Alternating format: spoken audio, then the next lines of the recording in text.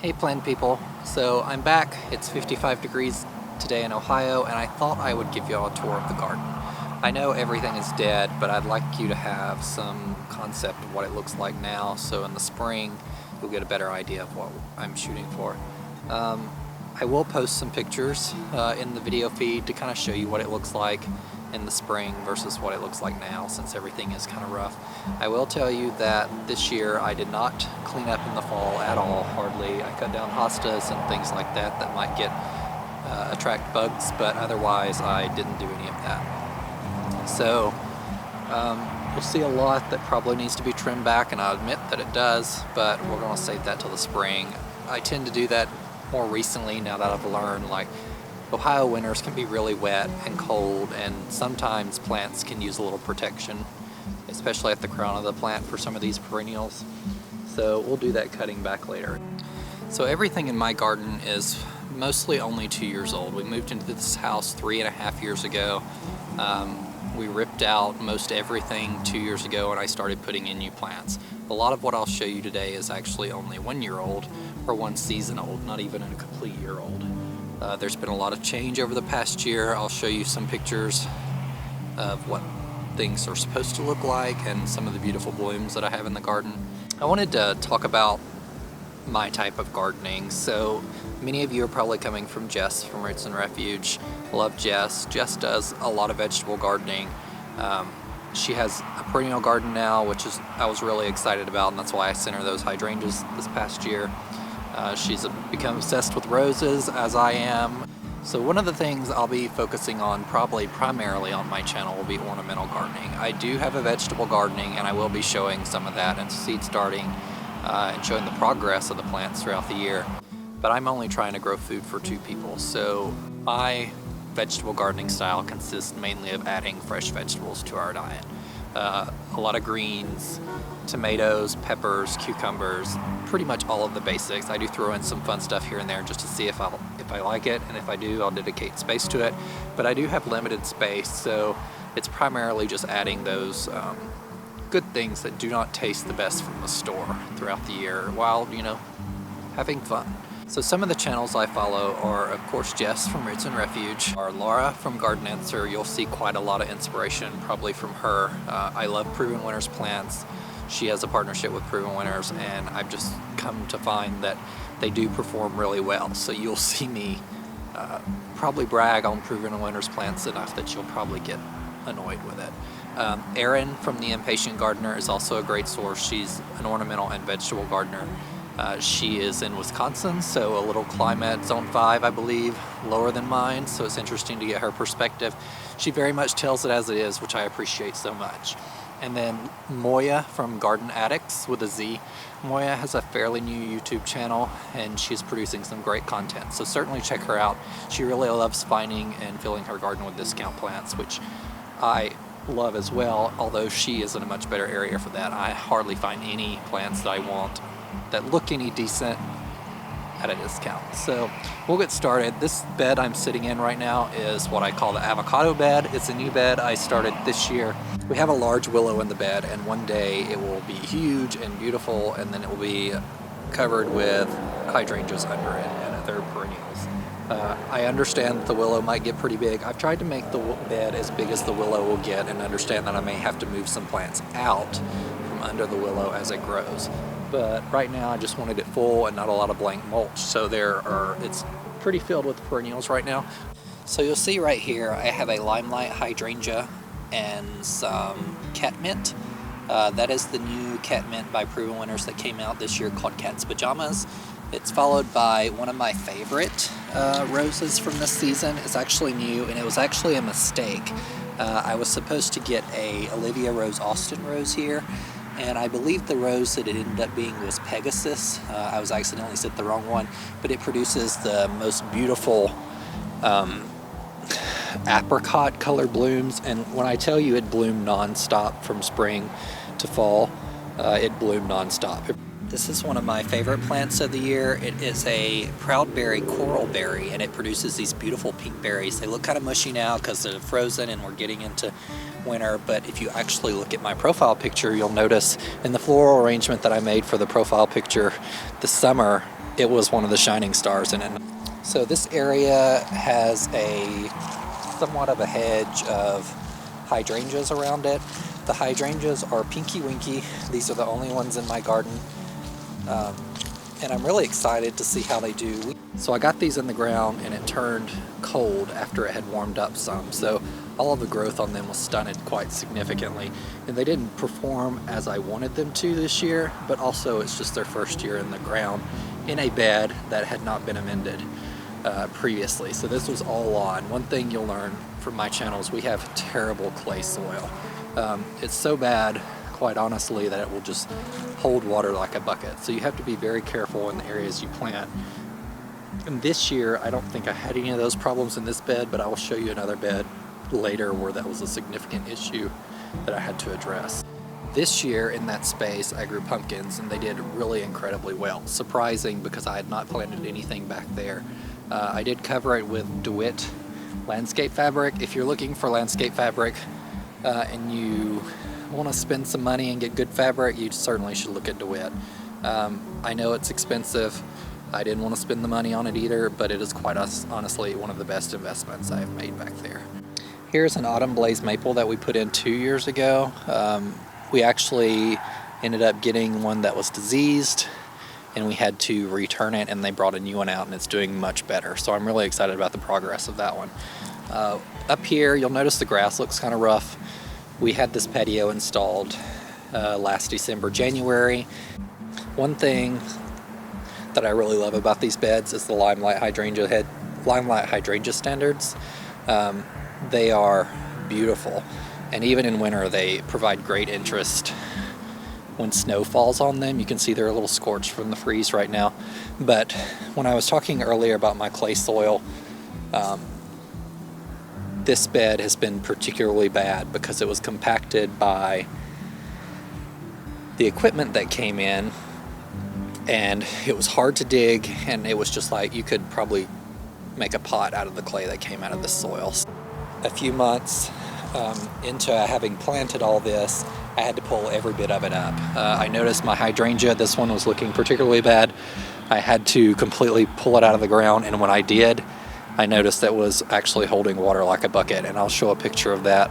So I had to replace it, which was not fun, but it looks beautiful this year, and I'm really excited about its growth and what it's going to bring to that area in a couple years when it really gets established. This area right here is the beginning of really my vegetable garden beds. These are earth boxes which we built into wood holders. So each one in the spring I'll go over. They have these automatic watering systems which I took out for winter so they could not freeze and bust, but this is my entire vegetable gardening area other than the back in the mini orchard. So my tomatoes are usually in this bed right here. Next year I'm going to put dahlias in this bed, and as I mentioned, plant the tomatoes back in the mini orchard in the ground, so we'll see how that does. I usually grow my peppers along this wall in those containers. And then this is where I put my cucumbers. Right now I have a lot of pots healed in this area, so I tend to overbuy or buy a lot of plants, and I don't have anywhere to put them because they're on such a good sale. And what I do is I just bring them home in winter. I don't want to leave them out because Ohio weather can be so bad. So I just bring them in, put them in the beds, and surround them with soil. So like I have some Proven Winners plants. There's a new Limelight Prime Hydrangea, 2 of those, and a Gatsby Star Hydrangea I'm excited to find somewhere in the landscape. So next year I will probably be adding some garden beds because I need to put these new plants somewhere, and they will actually probably be added along the avocado bed that I mentioned. I would eventually like to bring a bed in front of the evergreen Arborvitae there. So we'll see how much I get done next year. This year was quite a lot of new beds, so I don't know if I will actually be doing as much as I think I'm going to be doing next year. So along the side of the house, I have this side of the house is southern facing, so it gets beat with heat all day. It is the hottest part of the house, and some of the plants have really struggled. I do have a few hydrangeas over here. They did burn quite easily this year. However, they're also new in the ground this year, last year. So they're still getting established, and we'll see if they do any better. I may need to throw some more water on them.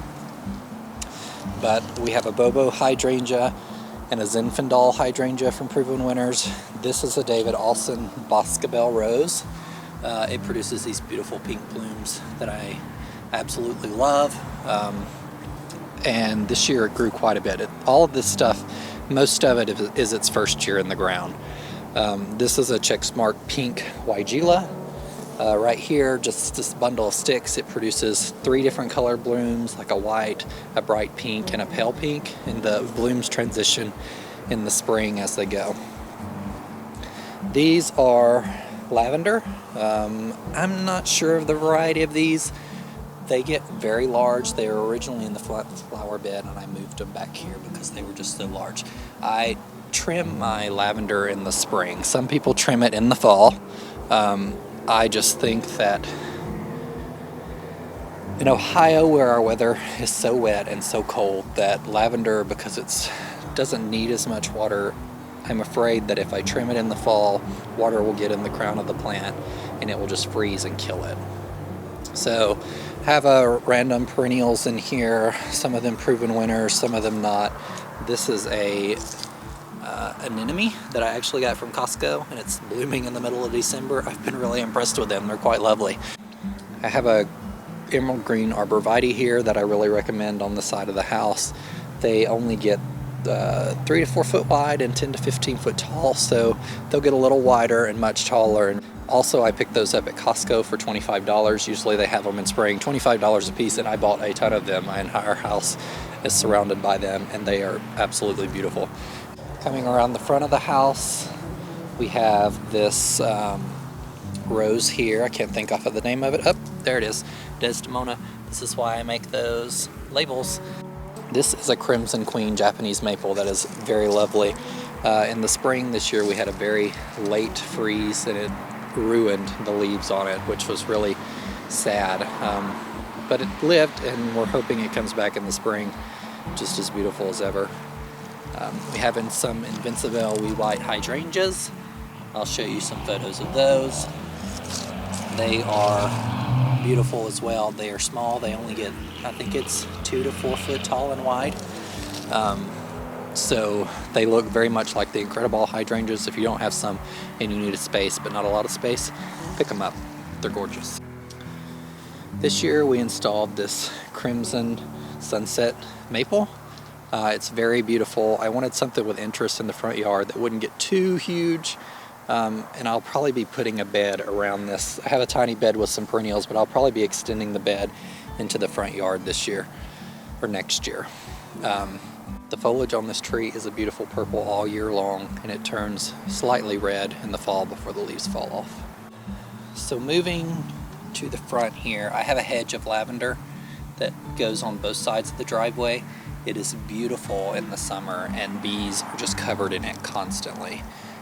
These are Millennium Alliums. I have a Proven Winners rose right behind there. That is At Last. It is gorgeous. One of my favorite colors in the garden is apricot, orange, those type colors. So you'll see a lot of that and paired with purple of the lavender and the Millennium Alliums. It's just beautiful. So this year I added tiny tough stuff hydrangeas surrounding this magnolia. This magnolia was here when we moved in, along with all the other bigger trees. However, when we moved in, we ripped everything out within the next year. So the magnolia is original, and you can actually see, if I get close enough, this tree 2 years ago, this entire branch ripped. I put 2 bolts in it, and it recovered magnificently. I've been quite impressed with the recovery, because as a focal point of the front yard, I was really sad when I come out that morning after the ice storm and it had been damaged. I was just afraid we were going to lose it, and I was going to have to replace it with something, and it was just going to be very small and take a long time to recover. This area is a fountain that I have right here. It is beautiful. I'll show you a picture from the spring and the summer. I have this moss that I got here from Lowe's 2 years ago. It's an alternating Irish and Scottish moss, so it's a dark green and a light green, and I really love it. And it just lives perfectly right here under this fountain with the water splashing on it. And it is just a beautiful backdrop with this stone that we've added in here. So this area of the flower bed is also new. It was not here when we got the house. The flower bed was, I brought it out significantly, but none of the plants are the same. So right here I put a hibiscus that is blue chiffon. It's a gorgeous hibiscus by Proven Winners, and this is actually on standard. So this is its first year. I got it kind of late in the year, so it's very tiny, but it is going to be beautiful one day.